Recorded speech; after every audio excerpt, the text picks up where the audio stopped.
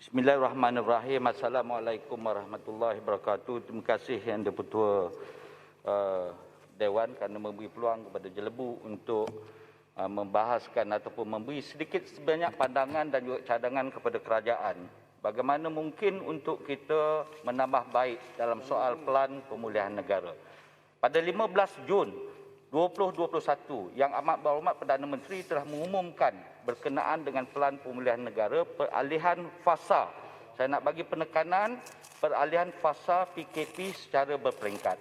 Pada ketika itu, semua rakyat bercakap tentang fasa 1, 2, 3, 4 dan mereka sentiasa mengikuti perkembangan kes baru di negeri masing-masing.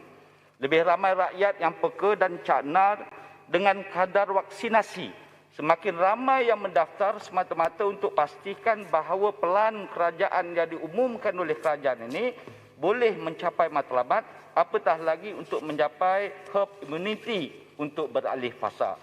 Harapan rakyat pada ketika itu, Datuk Yang di-Pertua, sangat tinggi. Tetapi majoriti rakyat juga dalam masa yang sama agak penat dan restless dengan izin, dengan cara hidup yang serba tidak menentu ketika ini.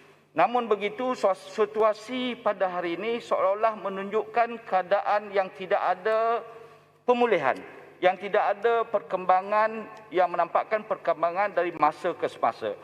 Betul kadar vaksinasi kita lebih cepat dan lebih ramai yang sudah memperoleh sekurang-kurangnya 1 dos suntikan.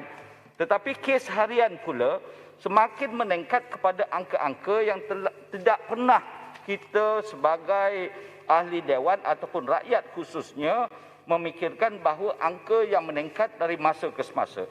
Tetapi untuk berlaku adil kepada pihak kerajaan, saya nak rujuk semula, Datuk Speaker, untuk rekod dewan ya, punca penularan COVID ini.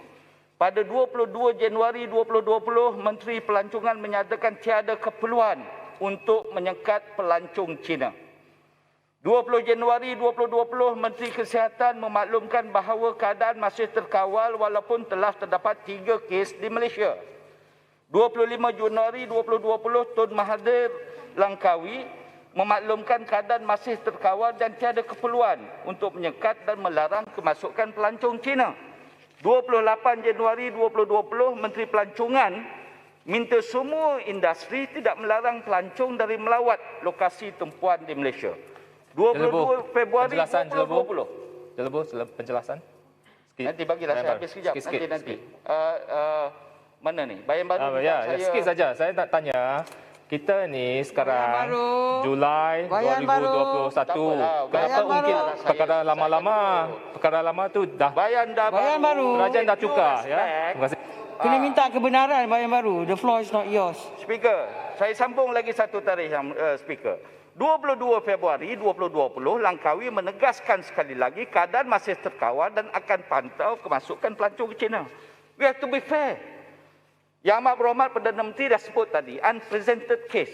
Maknanya ketika ini, semua negara yang telah dilanda masalah COVID harus dimainkan peranan oleh ahli-ahli parlimen, sama ada kerajaan dan pemegang. Macam mana kita nak menyelesaikan masalah pandemik yang menjadi satu masalah dunia. Satu masalah yang harus diselesaikan, diambil peranan oleh semua orang. Jadi maknanya, Datuk Yang di-Pertua, kita nak tengok salah, kita bukan saya nak kata salah ketika Pakatan Harapan. Bukan saya nak kata ketika Perikatan Nasional. Tetapi kita semua mesti main peranan. Menteri Keuangan baru masuk. Sampai bertambah kurus saya tengok Menteri Keuangan bagi berbagai pelan dan juga pendekatan bagaimana untuk atasi masalah COVID. Tetapi masalah ini pada saya semakin hari semakin meningkat, mempunyai punca dan juga permasalahan yang harus diselesaikan. Kementerian-kementerian harus collaborate antara satu sama lain. MC, Kementerian Komunikasi, tolonglah lakukan sewajarnya supaya penerangan kepada rakyat mesti dijelaskan sejelasnya berkaitan dengan perkembangan terbaru berkaitan dengan COVID ini. Kementerian beliau umpamanya, gunakan semua sukarelawan kita, bantu frontliners kita. Ini frontliners kita sepuluh mati ni.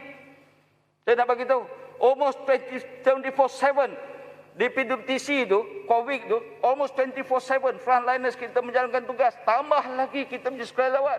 Contoh yang saya nak sebut. Kementerian Wanita umpamanya. Bantu dalam soal bekalan makanan dan sebagainya, biar be fair. Turun ke kawasan, mestilah lengkap dengan apa yang dihasratkan oleh kerajaan. Jadi kan itu, Datuk yang betul, sewaktu pelan pemulihan ini dilancarkan pada 15 Jun yang lalu. Ketika itu COVID 5,000 lebih. Kemudian pada 25 Julai COVID naik sampai 17,000.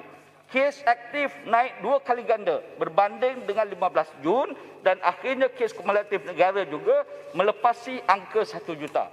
Sangat memberikan kesan yang tidak baik kepada perkembangan ekonomi, sosial, masyarakat dan juga keadaan suasana kehidupan masyarakat kita. Bermula pada 5 Julai 2021, Datuk betul untuk rekod Dewan saya sebut pada petang ini.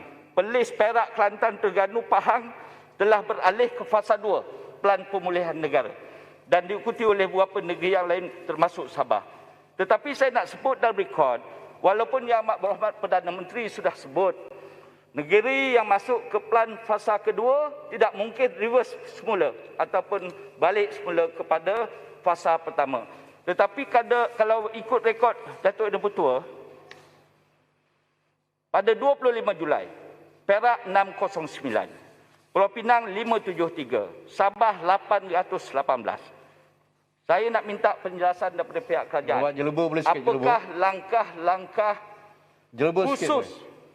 Apakah langkah-langkah khusus yang diambil oleh pihak kerajaan untuk pastikan supaya penularan dan pertambahan kes di negeri-negeri fasa 2 ini tidak bertambah ataupun kita boleh sekat tentang penularan ini.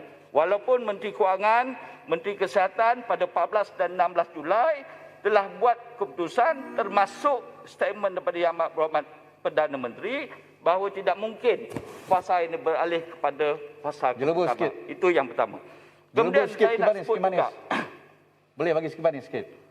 Jelebu. Ya. Kimanis. Dah habis masa. Sikit je Kimanis. Okey, terima kasih Abang Ahmad Jelebu. Tadi sentuh soal kes Sabah. Jadi ini memang membimbangkan kita di Sabah. Okay, tren hari demi hari menunjukkan peningkatan kes. Walaupun Sabah sudah diisytiharkan sebagai fasa 2. Tetapi saya nak minta Jelebu adakah setuju dengan saya bahawa kerajaan kena lihat ke hadapan lebih. One more step ahead. Bagaimana untuk memastikan kes ini tidak akan terus meningkat dari hari ke hari. Kerana kita tidak mahu apa yang berlaku sebelum ini. Apabila kes meningkat, kita menjadi panik. Jadi adalah satu masa dan satu ketika yang di mana kerajaan harus melihat cara macam mana untuk membendung. Jangan sampai ianya akan meningkat lebih teruk lagi. Terima kasih. Terima kasih Kimanis. Masukkan dalam penyampaian saya. Datuk Yang Dipertua, perkara poin yang akhir yang saya nak sebut dalam masa yang begitu singkat. Perkara yang paling merisaukan saya dan juga rakyat Datuk Yang Dipertua ialah kemampuan sistem kesihatan dan para frontliners kesihatan untuk kita terus bertahan dalam keadaan suasana sebegini. Dengan kes aktif yang melebihi 160,000. Ini satu perkara yang sangat berat untuk dipikul oleh frontliners kita sekarang. Saya faham tentang 20 November 2020, saya dah sebut dalam Dewan Yang Mulia. Kementerian tolong buat sesuatu tentang 2,000 jururawat kontrak kita. Hari ini timbul 23,000 doktor kontrak. Dan Yang Berhormat Menteri ketika itu memberi jawapan bahawa masalah kontrak ini akan diambil tindakan segera oleh kerajaan dan saya nak cadangkan kepada kerajaan supaya perkara ini perlu dibagikan satu keutamaan dan prioriti. Datuk Yang Dipertua, sudah sampai masanya bebanan yang ditanggung oleh kerajaan ini, yang ditanggung oleh hospital kerajaan ini, dikongsi bersama dengan hospital swasta. Memang benar sudah ada hospital swasta yang menerima pesakit COVID, tetapi jumlahnya masih lagi kecil. Saya nak nyatakan untuk rekod Dewan, saya ingin memetik satu laporan yang dikeluarkan pada 6 Julai 2021, Yang Berhormat Menteri Kesihatan menyatakan sebanyak 112 atau 53.1% daripada 211 hospital swasta di seluruh negara bersetuju menyediakan rawatan COVID-19.